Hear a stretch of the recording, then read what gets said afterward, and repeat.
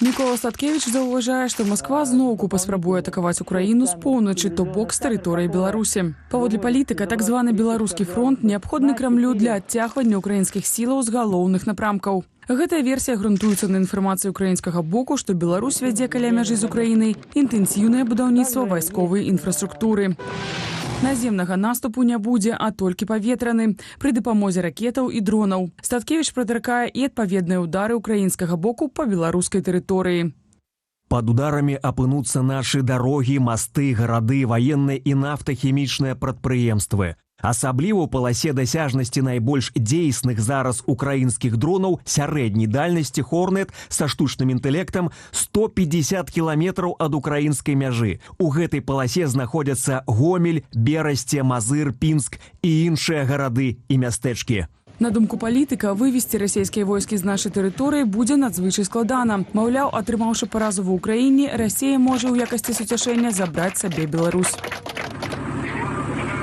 Тым часам у ноч на 30 ліпеня Расія нанесла па ўкраіне масаваны камбінаваны ўдар. Асаблівасцю сённяшняй атакі было адначасовае выкарыстанне сродкаў паветранага нападу розных тыпаў на розных кірунках, прымяненне вялікай колькасці балістыкі і крылатых ракетаў. Украінская СПА адбіла 320 з 358 удараў. Адна з расійскіх ракетаў трапіла ў жылы дом у паселішчы Радушнае ў Днепрапетроўскай вобласці. У выніку удару загінулі 6 чалавек са шматдзетнай сям'і Воранавых, у тым ліку 4 дзяцей.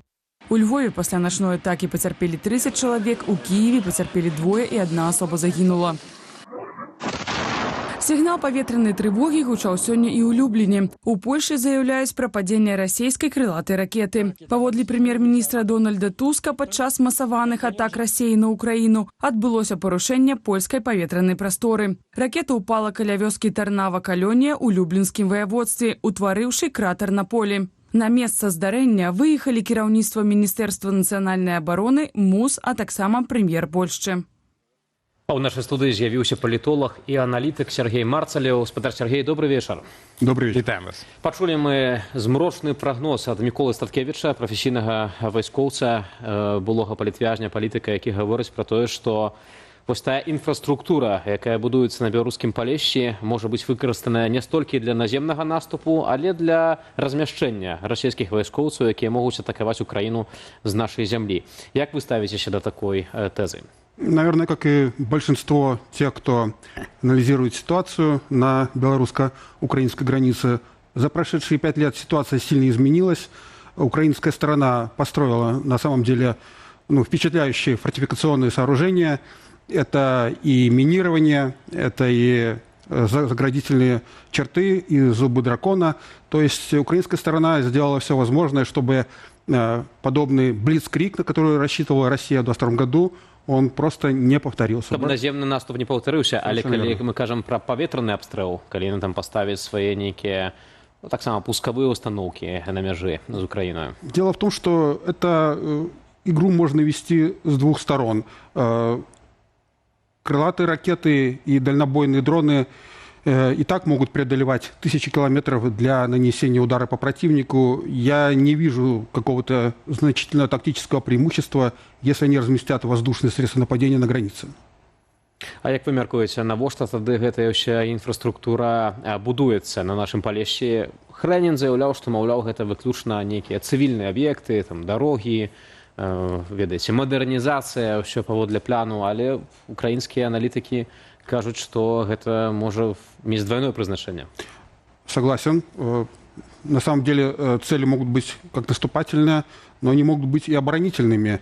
Я думаю, что все заметили, как белорусский генштаб и политическое руководство официальный Минск опасаются того, что на самом деле украинская сторона перестанет говорить дипломатическим языком и может продемонстрировать, в свою очередь, что за те действия, которые Беларусь совершила в 2022 году, можно получить милитарный ответ. Поэтому вполне возможно, что укрепления на границе носят в том числе и защитный, оборонительный характер. Вось вяртаючыся тады да гэтай мабілізацыі, бо Мікалай Статкевіч з яе нагоды і зрабіў гэтую публікацыю, і мабілізацыя — это адна яшчэ тэма, якую таксама шырока абмяркоўваюць цяпер эксперты ў Расіі і ва ўкраіне. Ну і ўжо тут збольшага ўжо все пагаджаюцца на тое, што яна будзе здзейснена нейкім чынам. Вось то якое у вас стаўленне, як вы лічыце, ці гэта будзе мабілізацыя? Ну і вот уже тады падсумоўваючы, якія пагрозы гэта мабілізацыя можа несці для Беларусі? Николай Викторович перечислил несколько сценариев развития войны, в том числе и мобилизацию. Он не упомянул, по-моему, еще два важных сценария. С вашего позволения я их озвучу. Это может быть провокация под чужим флагом. То есть вполне Россия может атаковать страны НАТО украинскими дронами, ранее захваченными. И военные действия могут быть перенесены на государства Североатлантического альянса для, скажем так, расширения фронта и внесения противоречий внутри самого НАТО. А что касается мобилизации, российскому обществу, скорее всего, это скормят как ротацию войск, а не как мобилизацию. Это очень непопулярная мера. И Кремль очень боится социального взрыва. Поэтому ее отодвинули на осень, на после выборов в Госдуму, чтобы ничто не помешало победе той же «Единой России». Негледзячы на тое, што і там таксама ж мы ведаем, што выборы кантралююцца тымі, хто іх праводзіць. Разумеется, но тем не менее они этого очень опасаются, поэтому отодвинули на период после так называемых парламентских выборов. Спадар Мікалай таксама вось у сваім допісе робіць такую гістарычную паралель адносна знаходжання масавага расійскіх вайскоўцаў на тэрыторыі Беларусі. Далёка ў гісторыю таксама спадар Мікалай пайшоў у 17 стагоддзе, калі была вось гэтая так званая невядомая вайна Масквы з Вялікім княствам літоўскім, у выніку якой палова беларусаў загінула.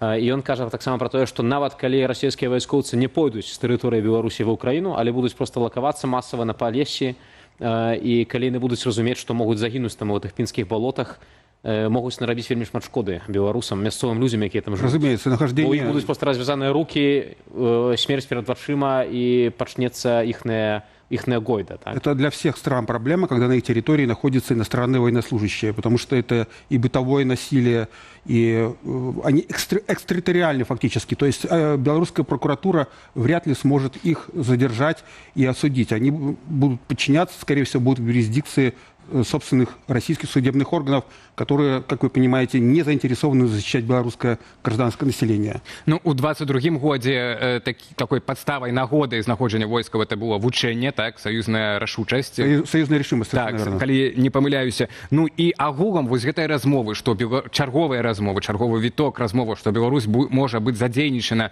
у там новым наступе Расіі на Украіну ці правакацыях супраць Еўропы. Вось наколькі яно в прынцыпе актуальнае на дадзены момант, калі мы бачым і апошнія там пару месяцаў прынамсі, як афіцыйны Менск хоча дыстанцыянавацца ад гэтай вайны. Прынамсі была зроблена гэтая заява гучная в Аль-Арабі, так медыа 2 месяцы таму пра тое, што гэтую вайну трэба скончыць, па сутнасці там разабрацца, так, пахаваць там жаўнераў.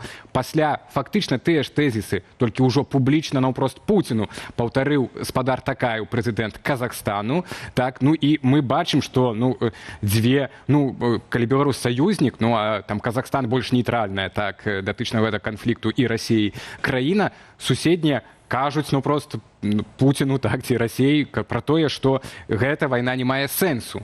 Так, ну гэта і ёсць хіба што адказ вось на тое, ці Лукашенка, бо мы пытаемся пра гэта ў нашай апытанцы ў чаце трансляцыі, ці Лукашенка дазволіць, так, наступны такі наступ з боку Беларусі. Можа, ёсць адказ, што суседзі, што ўсю Беларусі, уже і Казахстан не хочуць далей развіцця этой вайны. У Такаева и у Лукашенко совершенно разная мотивация. Такаеву не нравится, что уничтожают в том числе и его нефтяные танкеры. А Лукашенко, помните, что он лжет. Он в 22 году утверждал, с белорусской территории ни один солдат не ступит на территорию Украины. Это было еще за несколько дней до войны. И на протяжении всего этого времени и учений. И что мы получили в итоге?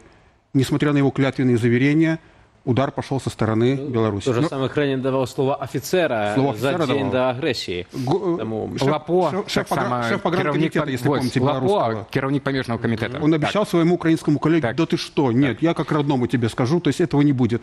Ну и что в итоге получилось? Ну, може, киданули росіяни, якби, ну, бо ж сам Лукашенко тлумачив, що вони там розвернулися виходити, але не вийшли, а повернули направо. Чему тогда в Беларуси спецслужбы, если он Это действительно хорошая был... версия. Я бачу, что Лукашенко сам до этого всего довел, и довел Беларусь до залежности, свой режим до залежности Безусловно. тотальной з Москвы. Спадар Сергей, мы бачим, як расейцы працягваюць тэрарызаваць Украіну, як ва ўкраінскія гарады прылятаюць ракеты, дроны. Яны не разбіраюць нейкія вайсковыя аб'екты, яны цэляцца ў жылыя дамы, яны цэляцца ў нейкія гандлёвыя цэнтры, яшчэ кудысьці. Людзі гінуць. У чым сэнс? Вось, больш за 4,5 гады Расія вядзе эту паўнамасштабную агрэсію, перамагчы не можа. У чым сэнс гэтага тэрору? На што яны спадзяюцца? Но это деморализация населения. Россия рассчитывает, что если население будет страдать от последствий войны, то, возможно, украинцы начнут высказывать недовольство собственной властью. Расчет на это. Як вы мяркуеце, мы бачым, што гэты працэс ужо доўга ідзе. В сэнсе, што тэрарызацыя менавіта цывільнага мірнага насельніцтва Украіны. Зимой уничтожение электростанций. Так, гэта было практычна ад першай зімы агрэсіі. Выніку для Расіі няма. То навошта яны гэтым займаюцца далей? Ці яны не разумеюць, што гэта для самой Москвы таксама гэта ж аслабляе іхныя пазіцыі. Хоць, вядома, яны таксама ў ізаляцыі на захадзе, але тым не менш, такое барбарство. Трошки ты теперь на Такаева подобное. Эксперты оценивают... Пробую зразумець нейкую логіку в гэтых дзеяннях. Эксперты очень скептически оценивают, если Россия будет продолжать вот этот террор по отношению к критической гражданской инфраструктуре, электростанции, плотины и так далее, возможно, что следующая зима будет для Украины самой тяжелой. То есть капиталовложения, которые требуются, чтобы все это починить, просто колоссальные. Поэтому, к сожалению, вынужден констатировать, такая беспощадная логика тотального террора, она может иметь последствия. Я еще вот хотел бы доціснуць свой матыў, ад которого пачаў, уласна, бо мы і задаемся гэтым пытаннем, ці дапусціць Лукашенко, каб расіяне зноў атакавалі Украіну з Беларусі. У вас тут у нас 4 варианты. Так, не ведаю, хто ў яго пытацца будзе. Дык вось, на вашу думку, ці будуць у Лукашэнкі пра гэта пытацца, так? Ці ў яго ёсць такія варыянты, каб не дапусціць? Як-ніяк, некая там дыалог, падтрымка ёсць з США. Ну, во-первых, контакты с США очень осторожно и на таком декоративном уровне находятся. Я бы скорее сказал, что если Пекин скажет свое твердое слово в защиту позиции Лукашенко, даже не самого Лукашенко, а в защиту мирной позиции. Суверенитет. Да. Тогда это как-то могло бы повлиять на Кремль. Слово самого Лукашенко, оно весит немного. И поэтому ваша формулировка, а кто его будет спрашивать, пускай она немножко грубовата, но она ближе к истине, чем предыдущая.